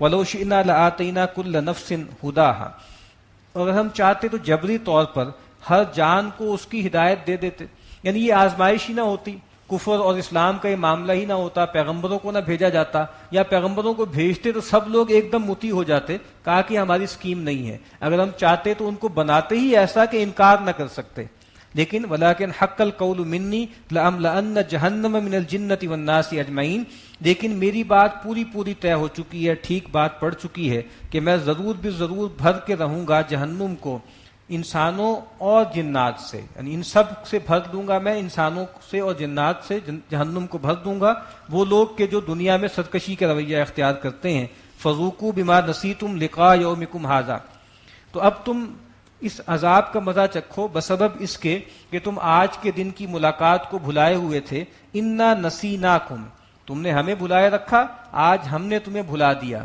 تم سے بالکل بے اعتنائی کی. وذوقوا عذاب الخلد بما کنتم تعملون، اور اب چکھو ہمیشگی کا عذاب بسبب ان اعمال کے جو تم کرتے رہے. انما یؤمن بآیاتنا الذین اذا ذکروا بها خروا سجدا وسبحوا بحمد ربهم وهم لا یستکبرون. اس کے برعکس وہ لوگ جو ہماری آیات پر حقیقی ایمان رکھتے ہیں، ان کا معاملہ کیا ہوتا ہے کہ جب بھی ان کو ہماری آیات کے ذریعے یاد دہانی کرائی جاتی ہے، خروا سجدا، تو وہ سجدے میں گر جاتے ہیں، اللہ کے سامنے اپنے آپ کو گرا دیتے ہیں. وسبحوا بحمد ربهم، اور اپنے رب کی تسبیح بیان کرتے ہیں اس کی حمد کے ساتھ. یعنی یہ جو آیات سجدہ ہے نا، یہ شاید ہمیں ایسا لگتا ہے کہ اللہ کے نبی صلی اللہ علیہ وسلم کو جب قرآن مجید دیا گیا تو جیسے ایسے لکھا ہوا قرآن مجید ہوگا اور یہ آیات سجدہ پر مارک بھی بنا ہوگا کہ یہاں سجدہ کرنا ہے. ایسا تھوڑی ہے. یہ تو قرآن مجید کے اتنے مقامات ایسے تھے کہ جیسے ہی رسول اللہ صلی اللہ علیہ وسلم پر یہ آیات نازل ہوئیں، آپ نے ان کی تلاوت کی تو ایک دم جیسے اسپونٹینیسلی آپ اللہ کے سامنے جھک گئے، اپنے آپ کو اللہ کے سامنے آپ نے گرا لیا. ایسا تھوڑی تھا کہ ساتھ یہ حکم بھی آتا تھا کہ یہاں سجدہ کرنا ہے. تو یہ تو اللہ کے نبی صلی اللہ علیہ وسلم کا معاملہ تھا نا، جس طرح ہم نے پہلے پڑھا ہے کہ جو انبیاء تھے ان کا معاملہ کیا تھا، جب اللہ کی آیات ان کے سامنے پڑھی جاتی ہیں تو روتے ہوئے سجدے میں گر جاتے ہیں. تو یہ وہ مقامات تھے کہ جیسے بالکل اسپونٹینیسلی اللہ کے رسول صلی اللہ علیہ وسلم ایک دم اپنے آپ کو اللہ کے سامنے گرا دیتے تھے. تو بس وہی صحابہ نے نوٹ کی اور وہی آیات سجدہ اب ہمارے ہاں قرار پائیں. تو کہا کہ ان کا معاملہ یہ ہے کہ جب بھی ان کے سامنے اللہ کی آیات پڑھ کے سنائی جاتی ہیں، نصیحت کی جاتی ہے، تو یہ گر پڑتے ہیں سجدے میں اور تسبیح کرتے ہیں اپنے رب کی حمد کے ساتھ. وَهُمْ لَا يَسْتَكْبِرُونَ، اور وہ استکبار کا رویہ اختیار نہیں کرتے. یہ آیت سجدہ ہے، سجدہ کریں. بسم اللہ اولہ و آخرہ. اب یہ کون لوگ ہیں، ان کے مزید اوصاف بیان ہو رہے ہیں. تتجافى جنوبهم عن المضاجع يدعون ربهم خوفا وطمعا. ان کے پہلو جدا رہتے ہیں ان کی بچھونوں سے، ان کے بستروں سے، اور وہ اپنے رب کو پکارتے ہیں خوف سے بھی اور لالچ سے بھی. یعنی یہ لوگ کون ہیں کہ رات کو غافل پڑے سوتے نہیں رہتے، بلکہ رات کے وقت جس کو ہم قیام اللیل کہتے ہیں، تہجد کہتے ہیں، ان کے پہلو ان کے بستروں سے جدا رہتے ہیں اور اپنے رب کو پکارتے ہیں. اللہ کی رحمت کی امید بھی ہے اور اللہ کے عذاب کا ڈر بھی ہے. وَمِمَّا رَزَقْنَاهُمْ يُنْفِقُونَ، اور جو کچھ ہم نے انہیں رزق دیا ہے اس میں سے یہ خرچ کرتے ہیں. فَلَا تَعْلَمُ نَفْسٌ مَّا أُخْفِيَ لَهُم مِّن قُرَّةِ أَعْيُنٍ، تو کسی جان کو معلوم نہیں ہے جو کچھ چھپا کے رکھا گیا ہے ان کے لیے ان کی آنکھوں کی ٹھنڈک کا انتظام. اللہ تعالیٰ نے جنت میں جو کچھ بھی اپنے بندوں کے لیے تیار کر رکھا ہے وہ کوئی نفس نہیں جانتا. قرآن مجید میں جو کچھ بیان کیا گیا ہے وہ تو اصل میں وہی ہے، آیات متشابہات ہیں. سیدنا عبداللہ ابن عباس کہتے ہیں کہ دنیا میں جنت کی چیزوں میں سے جو کچھ بھی ہے، دنیا اور جنت میں جو چیزیں پائی جاتی ہیں ان میں نام کے سوا کوئی چیز مشترک نہیں ہے. بس نام مشترک ہے کہ یہ کھجور ہے اور یہ شہد ہے اور یہ دودھ ہے، ورنہ کہا کہ بھائی اس کی حقیقت یکسر مختلف ہے. اسی لیے اللہ کے نبی صلی اللہ علیہ وسلم نے اسی آیت کو پڑھتے ہوئے کہا کہ اللہ تعالیٰ فرماتے ہیں کہ عادت لعبادی الصالحین، میں نے اپنے نیک بندوں کے لیے وہ کچھ تیار کر رکھا ہے، ما لا عین رأت، جو نہ کسی آنکھ نے دیکھا، ولا اذن سمعت، نہ کسی کان نے سنا، ولا خطر علی قلب بشر، اور کسی انسان کے دل پر اس کا کبھی اندیشہ بھی نہیں گزرا. تو کہا کہ بس یہ تو نام ہے جو ہم نے تعارف کے لیے تمہیں بتا دی. جزاء بما کانوا یعملون، یہ بدلہ ہے اس کا جو کچھ کہ تم کرتے تھے. افمن کان مؤمنا کمن کان فاسقا لا یستوون، کیا بھلا وہ شخص جو اللہ پر ایمان رکھتا ہے کیا وہ اس کے برابر ہو جائے گا جو نافرمان ہے؟ نہ دنیا میں وہ برابر ہے اپنے رویوں میں، نہ آخرت میں انجام میں برابر ہیں. لا یستوون، یہ برابر نہیں ہیں. اما الذین آمنوا وعملوا الصالحات فلہم جنات المأوی، وہ لوگ کہ جو ایمان لائے انہوں نے نیک اعمال کیے ان کے لیے تو ایسے باغات ہیں جو رہنے والے باغات ہیں. نزلا بما کانوا یعملون، اور وہ مہمان نوازی ہوگی ان کے لیے ان کے ان اعمال کی وجہ سے جو وہ کرتے رہے. وَأَمَّا الَّذِينَ فَسَقُوا فَمَأْوَاهُمُ النَّارُ، اور وہ لوگ جنہوں نے فسق و فجور کا رویہ اختیار کیا، نافرمانی کی، تو ان کا ٹھکانہ جہنم ہے. كُلَّمَا أَرَادُوا أَن يَخْرُجُوا مِنْهَا أُعِيدُوا فِيهَا وَقِيلَ لَهُمْ ذُوقُوا عَذَابَ النَّارِ الَّذِي كُنتُمْ بِهِ تُكَذِّبُونَ، اور جب وہ چاہیں گے اس سے نکلنا، اس سے فرار ہونا، تو ان کو دوبارہ اس میں لوٹا دیا جائے گا اور ان سے کہا جائے گا کہ اب چکھو اس آگ کے عذاب کو بسبب اس جھٹلانے کے جو تم کرتے تھے. یعنی پیغمبروں کا انکار کیا تم نے، ہماری آیات کو جھٹلایا. وَلَنُذِيقَنَّهُم مِّنَ الْعَذَابِ الْأَدْنَىٰ دُونَ الْعَذَابِ الْأَكْبَرِ لَعَلَّهُمْ يَرْجِعُونَ، اور ہم ضرور بھی ضرور چکھائیں گے ان کو چھوٹے عذاب کا مزہ بڑے عذاب سے پہلے، شاید کہ وہ پھر آئیں۔ اور یہ مشرکین مکہ سے بھی بات کہی جا رہی تھی کہ تم پر بھی تکلیفیں آئیں گی، کوئی قحط آ گیا، کوئی اور پریشانی آ گئی، کوئی بیماری آ گئی، پھر عذاب کی قسطیں تم پر آئیں گی، اس بڑے عذاب سے پہلے چھوٹے عذاب کا مزہ ہم چکھائیں گے۔ کس لیے؟ تاکہ تم لوٹ آؤ، تاکہ تم رجوع کر لو۔ ومن اظلم ممن ذکر بآیات ربہ ثم اعرض عنہا، اور اس سے بڑھ کر بے انصاف کون ہے جس کو ہماری آیات کے ذریعے، جس کو اپنے رب کی آیات کے ذریعے نصیحت کرائی گئی، ثم اعرض عنہا، اور پھر اس نے ان سے اعراض کیا۔ انا من المجرمین منتقمون، بے شک ایسے مجرموں سے تو ہم انتقام لیتے ہیں۔ وَلَقَدْ آتَيْنَا مُوسَى الْكِتَابَ فَلَا تَكُنْ فِي مِرْيَةٍ مِّن لِقَائِهِ، اور ہم نے موسیٰ علیہ السلام کو کتاب دی تو آپ ان سے ملنے کے حوالے سے شک میں مت پڑیں۔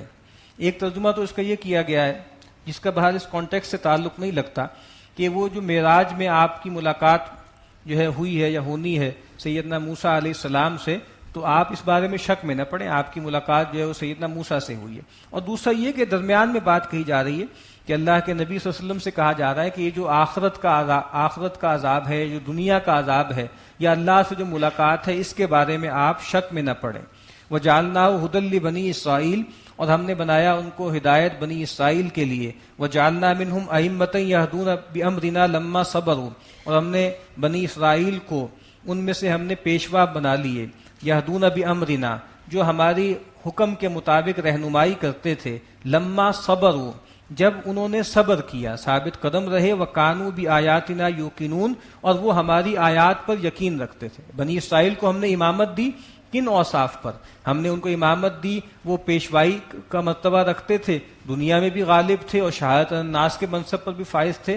دو اوصاف پر، ایک صبر اور ایک ایقان۔ حافظ ابن قیم علیہ رحمہ فرماتے ہیں کہ شیطان جو انسان پہ وار کرتا ہے وہ دو حوالوں سے کرتا ہے۔ ایک اس کو کہتے ہیں، ایک مسائل وہ ہوتے ہیں جو فکر سے متعلق ہوتے ہیں، ذہن سے متعلق ہوتے ہیں، شعور سے متعلق ہوتے ہیں، جس کو کہتے ہیں کہ یہ شبہات ہیں، شبہات پیدا کرتا ہے اللہ کے بارے میں، آخرت کے بارے میں۔